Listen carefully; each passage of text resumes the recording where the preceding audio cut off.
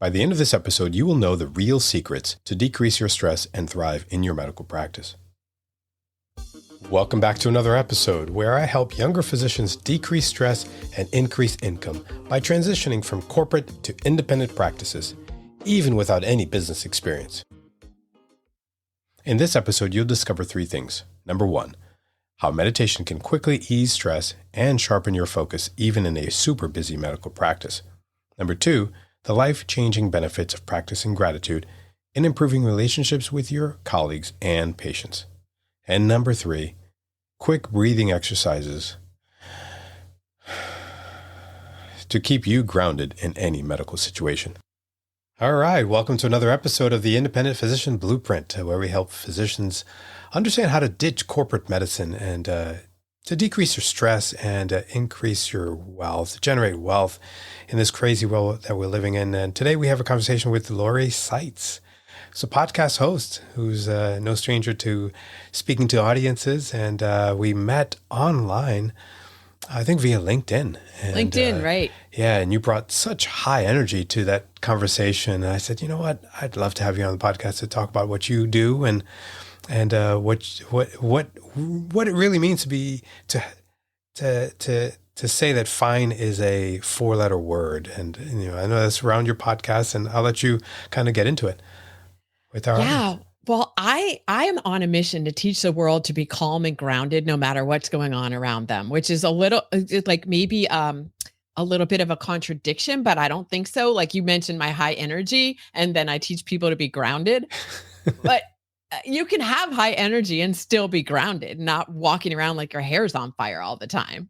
And so that's what I teach people. I teach tools and techniques to corporate teams and to business leaders and business professionals that work in industries where there's a lot of stress. Yeah, well, you know, the physicians are among those people and professionals that have high stress. And, we... I don't know if you know the statistics, but 1.8 times more than the general population, physicians commit suicide and die by suicide. And that is something that has been dear to my heart, and trying to understand how we can help physicians decrease that burnout rate, decrease that stress, the stress points in their practice. And one of the things I started doing was meditation. And, as a coach and as a mentor, that has helped me tremendously. So why don't you tell us a little bit about your story and how'd you get into coaching leaders and doing what you do? Yeah, my mom actually took my brother and me to a meditation course when I was 10 years old. So I had this as a foundation. And then, of course, shortly after 10 comes teenage years. So I didn't. You forgot all that stuff. I forgot all of that. Yeah. I'm not doing that.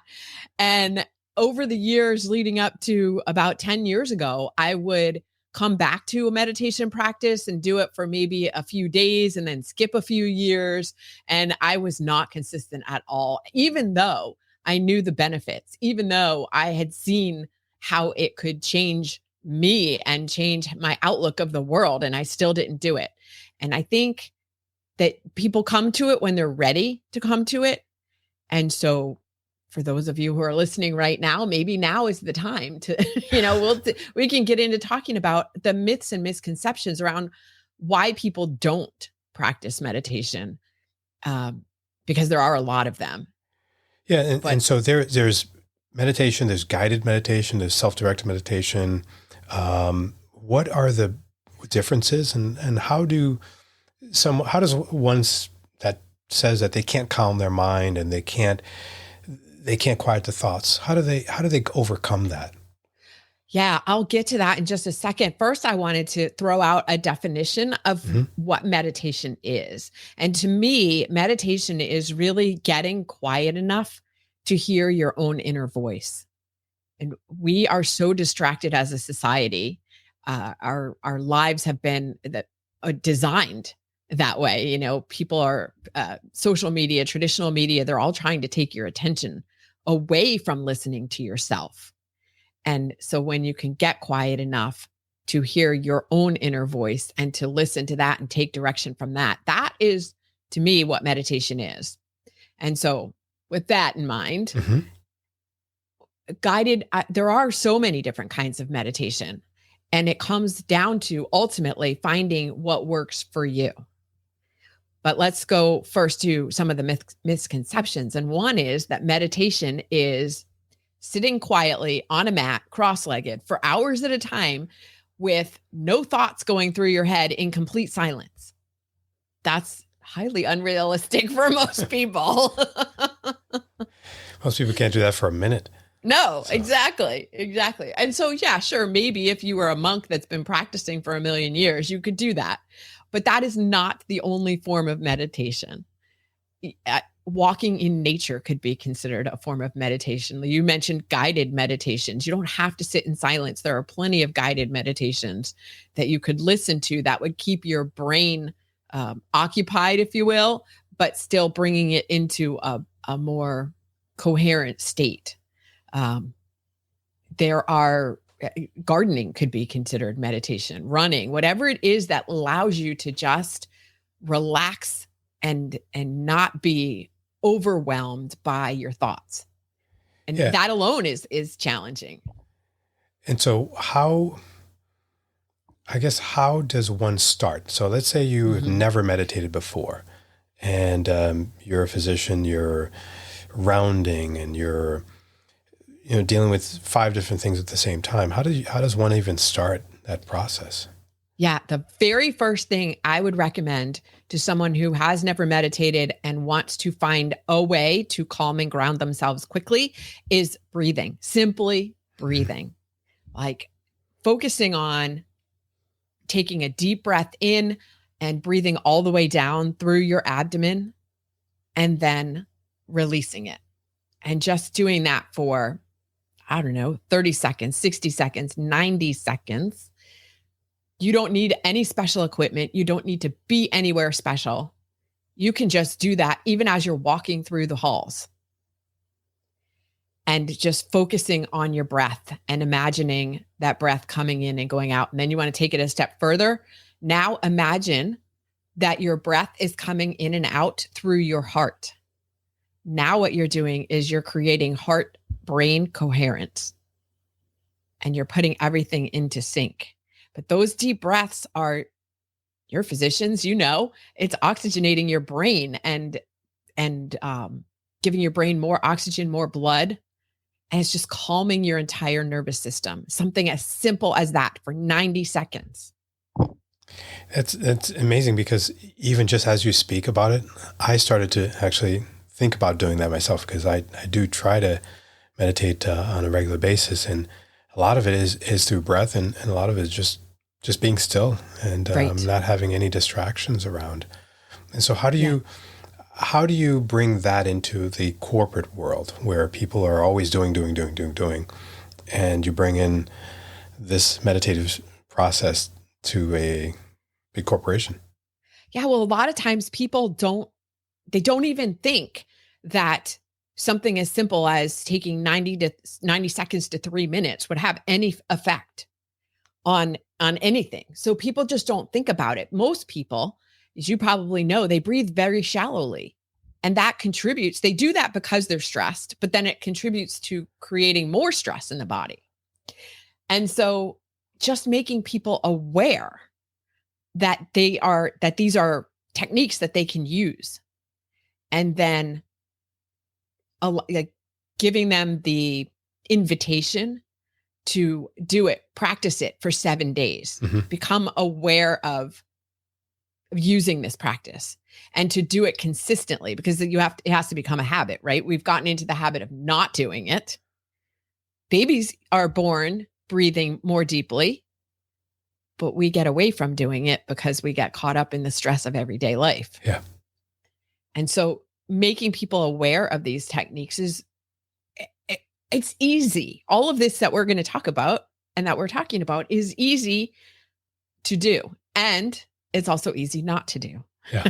Yeah. So becoming aware and then implementing it. Just like anything, you learn in school how to do a procedure, and then you get better at it by doing it.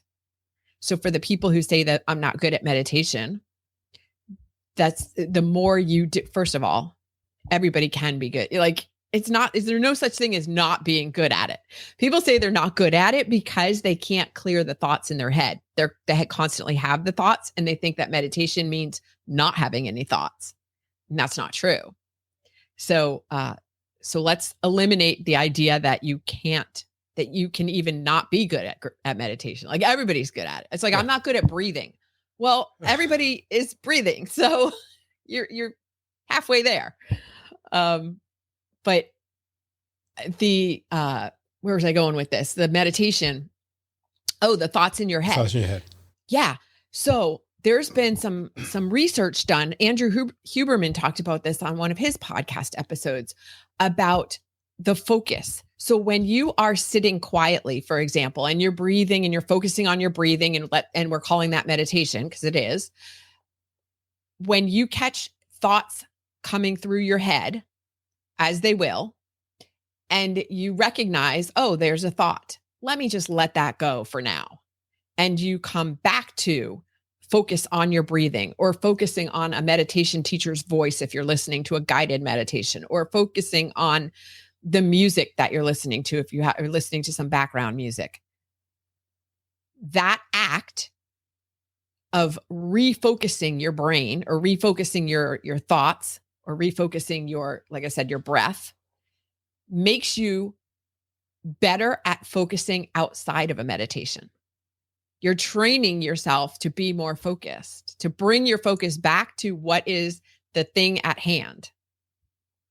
That's powerful, because most people don't know how to do that. So they multitask, or they do multiple things at the same time. And us physicians do that all the time. Right. But yet it doesn't make us efficient, and it actually increases stress, I think. It increases stress, and it makes you less efficient. Yeah. I know that's hard to believe, because everybody thinks, well, I'm different. I can multitask. Maybe you can't, but I am superhuman. I can. But no, our brains are not designed that way. We haven't evolved to that point yet. And so when you bring yourself back to focusing on the one thing at hand, you become more efficient.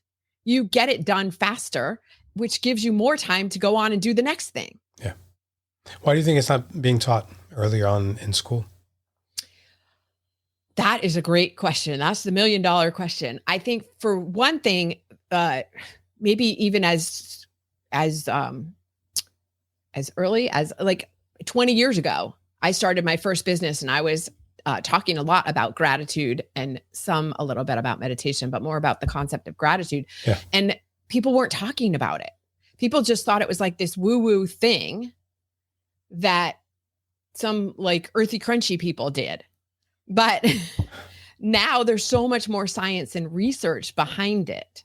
And more people are talking about it. More business leaders, some of the most successful business leaders in the world, now talk about their meditation practice and how much they attribute their success to it. Yeah.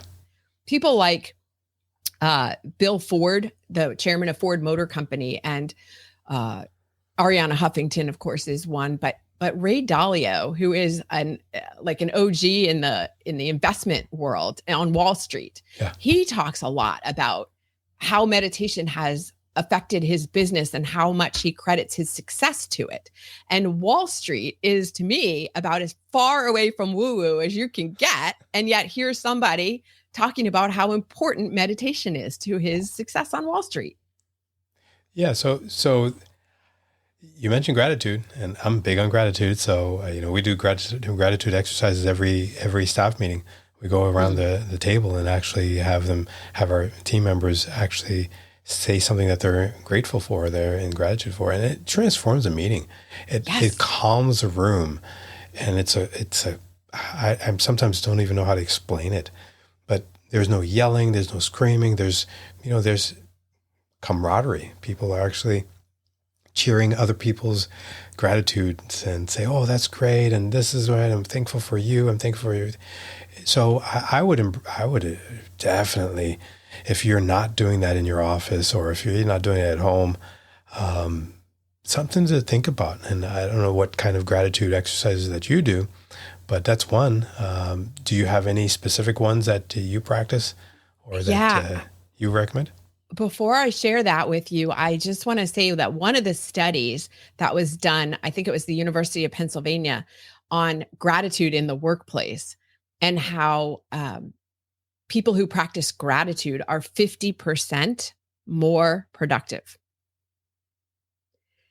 So this is one of those statistics that, people think, oh, it's nice. It's nice that you share your gratefulness with your employees or with your team. It has actual, hard reasons behind why you quote unquote should do. I got to pull that study because I wasn't aware of that study.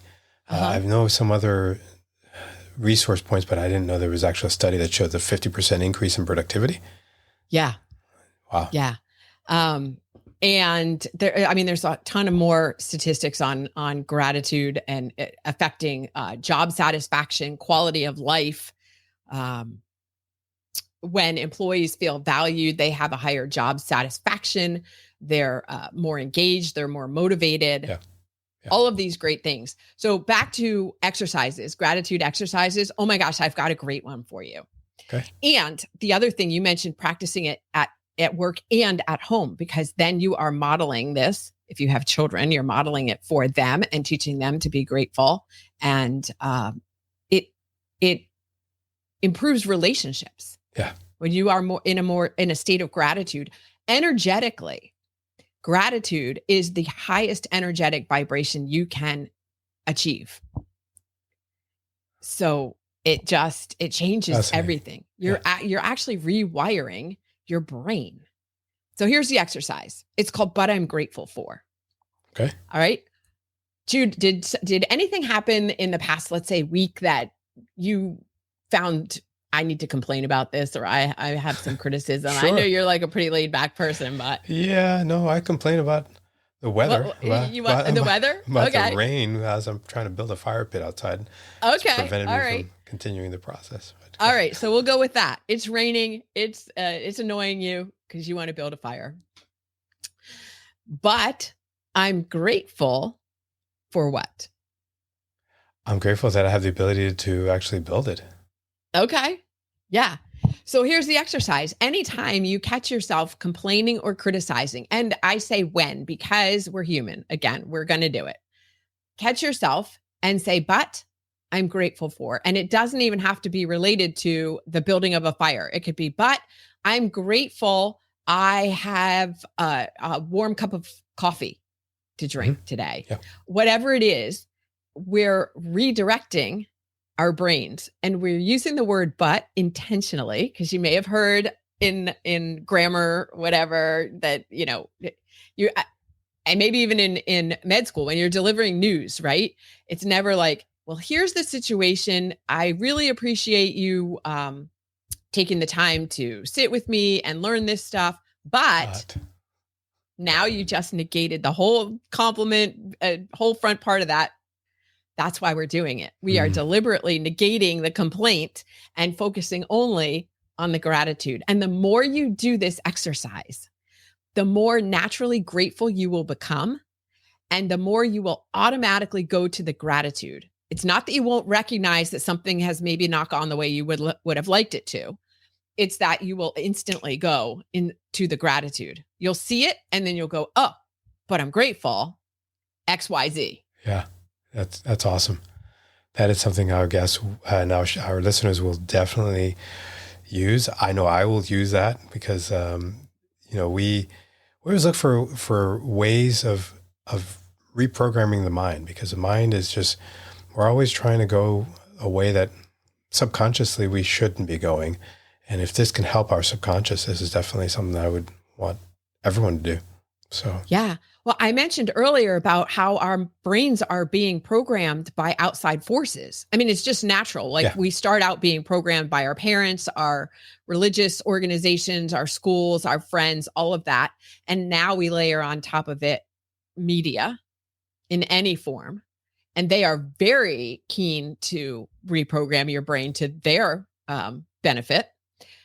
This is giving you the ability to rewire your brain to your liking. Yeah. That's awesome. Benefit you. That's awesome. So what would be an example of one of your greatest success stories in coaching? Ooh, one of my greatest success stories. Okay. So I had a client who I was taking her through. One of my other exercises that I ask people to do is to write gratitude letters, to write typically 3 letters to people who have supported their success or contributed to their success in some way in the past, and that they didn't know. And she couldn't come up with anybody. And I asked her to go back and think about it a little harder. And she came back and she said, I wrote a letter to someone I used to work with. And this person bullied me so badly at this job that I ended up quitting. And she had carried this burden and this heavy feeling for years. And after she wrote this letter, she came back to me and she said, I wrote the letter and I thanked that person for bullying me because she inspired me to start my own business. She said, I never looked at it that way before. And I get choked up when I start thinking about this story. She said, I feel like a weight has been lifted off my shoulders, this burden that I've been carrying for years. I am now free. Oh my gosh. I was just the catalyst for that. She did the work. Yeah. Yeah. That's powerful. Yeah. It's so much we can learn in how we interact with other people and how we do the things that are good for us, good for our well-being. And it is biblical. I mean, God tells us, in all things, give thanks. Yes. And so if you think about it, he's told us what to do. It's just, we don't always do it. And so go ahead.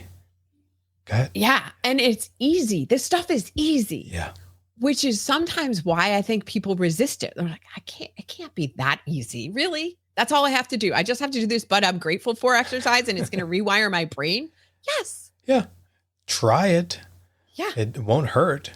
I encourage anyone who's listening to do it for 7 days and see at the end of 7 days, see how it went. Did it change anything? If it didn't, maybe recommit to doing another 7 days or walk away from it. Yeah. My guess is though, you're going to notice a difference. Yeah. Yeah. And I've been teaching that it takes 66 days to build a habit. So if you've done it for a week or 2 weeks and you still don't see the results, well, it hasn't been a habit yet and you're going to fall back. But if you consistently do something for 66 days, it then more than likely will be part of your subconscious and it'll be automatic. So when you do hey, it was raining, but then it becomes automatic. Yeah. It's so interesting to me that people typically say they want their lives to be different, better, happier, and then they're not willing to do the things that can so easily get them there. Yeah. Yeah. Humans are strange. We're strange. But I think also, when I dealt with a patient today who came to me and she had modeling of her low extremities. So modeling is where the redness, blotchiness of her low extremities. And many times you see this in patients who smoke and have peripheral vascular disease. Okay. So she's been a patient for 20 years. And every time I see her, I said, you need to stop smoking. You need to stop smoking. So now she comes in and her legs are modeling. She's cool in the low extremities. She's had stents in the past. I said, you should probably stop smoking. That's not going to get any better. Yeah. But, you know what? Maybe now I'll consider it since my legs look like this.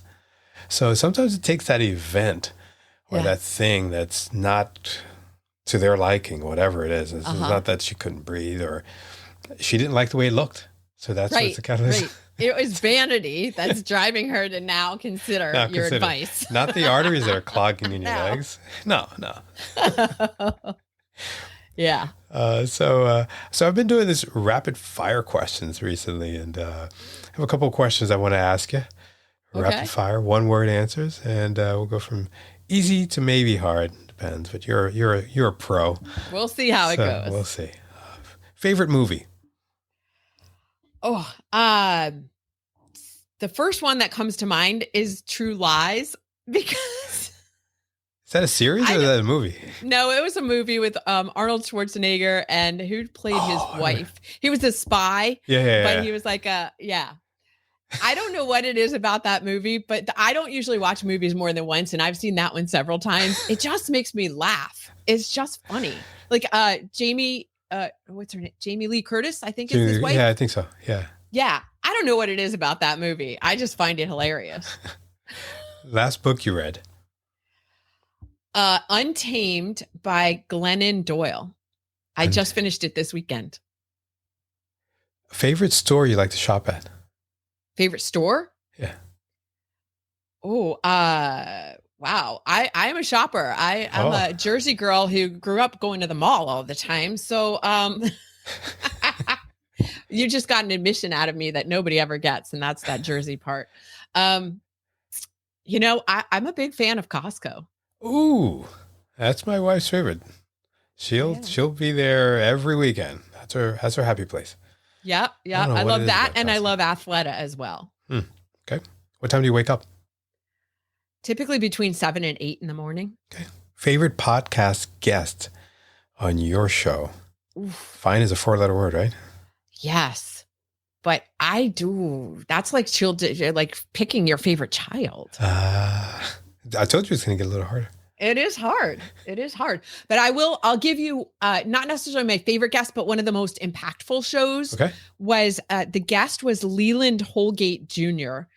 And his story is about when he was 19 years old and he was in the Air Force, and he was in a boating accident that left him quadriplegic. He found yoga through his military PT, was a yogi, and taught him yoga, which is a lot of breathing, more than just the positions. And he essentially, long story short, you have to listen to the episode, but he healed himself.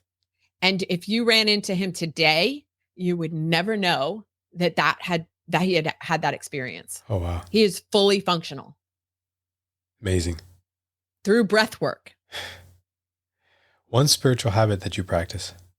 Meditation and prayer. Yeah, I thought so. And I consider prayer to be a form of meditation. Yeah. One thing that you would tell the younger physicians out there that they should do to decrease their stress? Well, what we've been talking about, which is the meditation and gratitude. Yeah, that's why I said that. Because it helps keep you grounded. And there are a lot of things that are going to come on your path every single day that can throw you into a state of stress. Yeah. But if you can stay calm and grounded no matter what, and those practices, meditation and gratitude, does not change the outside circumstances. Yep. It changes how you respond to them, and respond instead of react. I think I know this one, but I'm going to let you tell it. You're a superpower. You're one superpower that your best buddy would say that you have. Staying calm and grounded no matter what's going on around me. That's a superpower. People come to me all the time and they're all stressed up and they don't know, hair on fire, everything. And I'm like, okay, let's talk through this. Yeah. And last question. Who's going to be the next president of the United States? Oof. Who do I want to be the next president? No, I said who's going to be. I don't know. I wish I had a crystal ball so I could prepare myself properly. I had one guest tell me none of the above. Remember the Richard Pryor movie? None of the above. So he wrote in none of the above. Yeah, yes, I would kind of go there, but that's not going to be an option. So let's make some history. So if my guests or my audience wanted to find you and look up your work and what you do, how can they find you? Well, they can find me on LinkedIn, how you and I met, or at my website, zenrabbit.com. Zen Rabbit. Zen Rabbit. We didn't talk about Zen Rabbit. Maybe we did not talk about Zen Rabbit, but that is the name. That is the name of my company. So, and it's very easy to remember. Zen Rabbit. Awesome. Well, thank you so much for coming on the Independent Physicians Blueprint podcast. It's been awesome having you on, and you've given a lot of pearls of wisdom and things that are actionable, things that our audience can do, things that anyone can do to help improve their lives, decrease stress, and live powerfully in this world. So thank you for coming on. Yeah. Thank you. And I look forward to hearing from your listeners. Awesome. Take care. Thank you so much for listening to the podcast. If you'd like to hear more, subscribe, follow in your favorite podcast app so you'll never miss an episode.